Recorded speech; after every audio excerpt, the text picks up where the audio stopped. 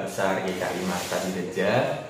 Pada pagi hari ini kita akan bersama-sama merenungkan satu hal yang selama ini sudah kita jalani bersama. Renungan pada pagi hari ini akan saya beri judul seperti yang tertulis. Bacaan firman Tuhan yang menjadi dasar dari tema kita pada pagi hari ini adalah Kisah Para Rasul 2 ayatnya yang ke-46. Mari kita membaca bersama-sama. Dengan bertekun dan dengan sehati mereka berkumpul tiap-tiap hari dalam bait Allah. Mereka memecahkan roti di rumah masing-masing secara bergilir dan makan bersama-sama dengan gembira dan dengan tulus hati. Bapak Ibu, tidak terasa sudah sekitar 2 bulan kita beribadah secara online. Bagaimana rasanya? Ada yang mungkin merasa gelisah, merasa cemas, merasa hampa, merasa kosong. Namun mari kita lihat bersama-sama dan mari kita berefleksi melalui renungan pagi kali ini. Jika kita mau teliti, jika kita mau jujur, sebenarnya apa yang membedakan ibadah online dengan ibadah secara langsung di gedung gereja? Kalau kita lihat secara urutan ibadah atau liturgi ibadah yang rutin kita jalankan di gedung gereja, rangkaian ibadah secara online tidak ada bedanya sama sekali. Dari awal hingga akhir sama. Ada votum dan salam, ada pengakuan dosa, ada berita anugerah, ada pembacaan firman Tuhan yang juga mengikuti leksionari, ada persembahan, ada pengutusan dan juga berkat. Sama semua, khotbahnya pun sama. Tapi bagaimana perasaan kita? Sebenarnya ibadah online dengan ibadah di gedung gereja secara langsung, ibadah tatap muka, ini secara esensi sama dan tidak ada bedanya. Jika kita masih merasa gelisah, jika kita masih merasa cemas, jika kita masih merasa hampa, mari kita bersama-sama memikirkan kembali, apakah ketika kita beribadah di gedung gereja kita hanya terpaku pada sebuah tempatnya saja, atau kita betul-betul memaknai setiap rangkaian ibadah? Jika kita memang betul-betul memaknai setiap rangkaian ibadah tersebut, tentu perasaannya pasti akan sama ketika kita beribadah di rumah ataupun di gedung gereja.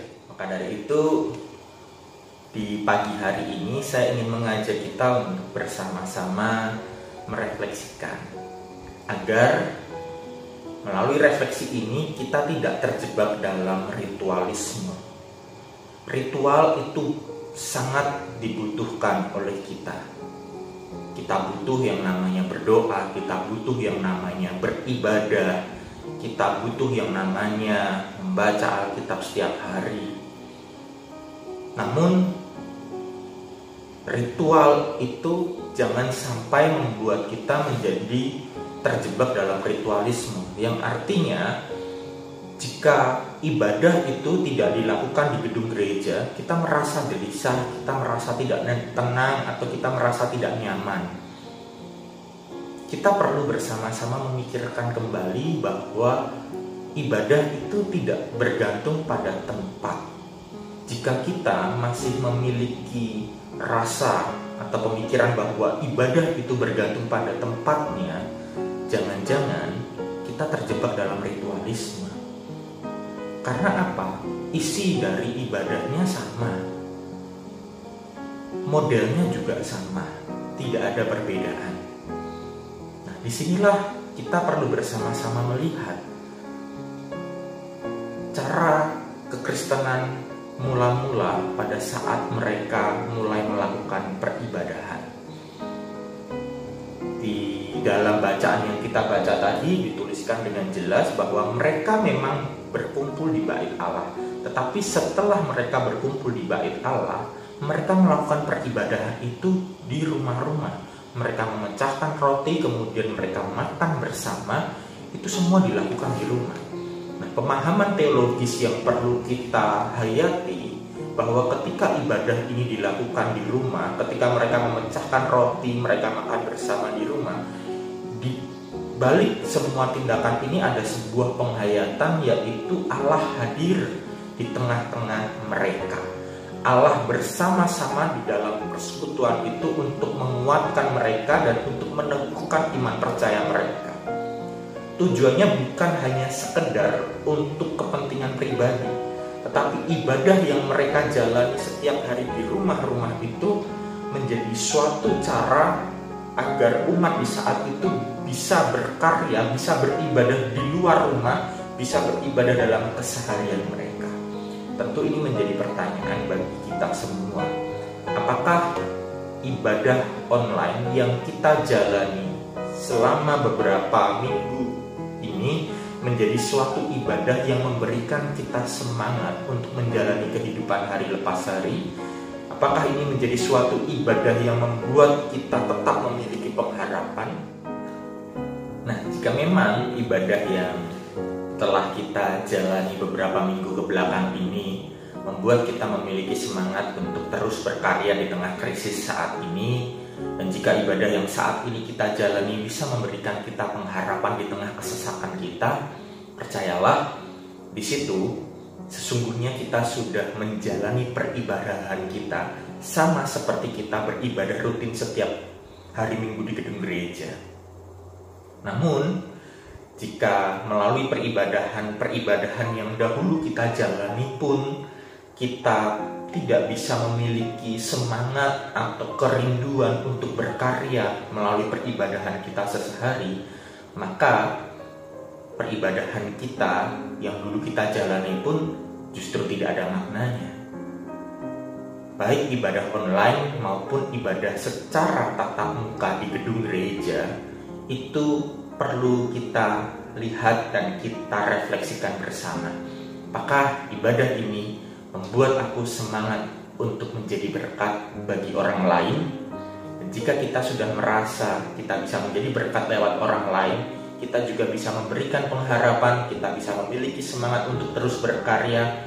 Disitulah sesungguhnya kita sudah dan selalu menjalani ritual peribadahan kita setiap harinya.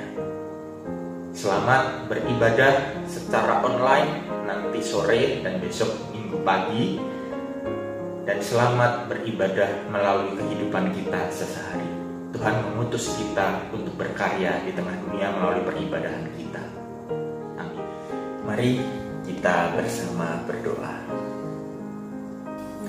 Tuhan, di tengah situasi krisis saat ini, kami memang belum dapat berjumpa secara langsung di gedung gereja. Sesungguhnya kami rindu untuk bisa beribadah bersama di gedung gereja. Namun jikalau memang saat ini situasi masih belum memungkinkan untuk kami bersekutu bersama, kami pun tetap menghayati bahwa ibadah online yang kami jalani dari minggu ke minggu, persekutuan-persekutuan doa yang kami jalani, itu pun menjadi sebuah ritual yang memberikan kami kehidupan, memberikan kami semangat untuk terus berkarya di tengah situasi krisis ini. Kami tidak lagi terjebak pada ritualisme, namun kami justru mau menghidupkan ritual itu di dalam ritual kehidupan kami sehari-hari. Kami ingin setiap ibadah online yang kami ikuti, yang kami jalani menjadi sebuah ibadah yang memberikan kami semangat untuk terus berkarya, memiliki pengharapan, dan bahkan menjadi berkat bagi orang-orang terdekat dan juga di sekitar kami di tengah situasi krisis ini. Kami percaya tangan Tuhan yang senantiasa menuntun kami melewati masa krisis ini, dan Roh Kudus Tuhan yang senantiasa memberikan kami semangat untuk kami terus menjalani peribadahan kami. Di dalam nama Bapa, Anak, dan Roh Kudus kami bersama berdoa. Amin. Sampai jumpa kembali, jemaat yang dikasihi Tuhan.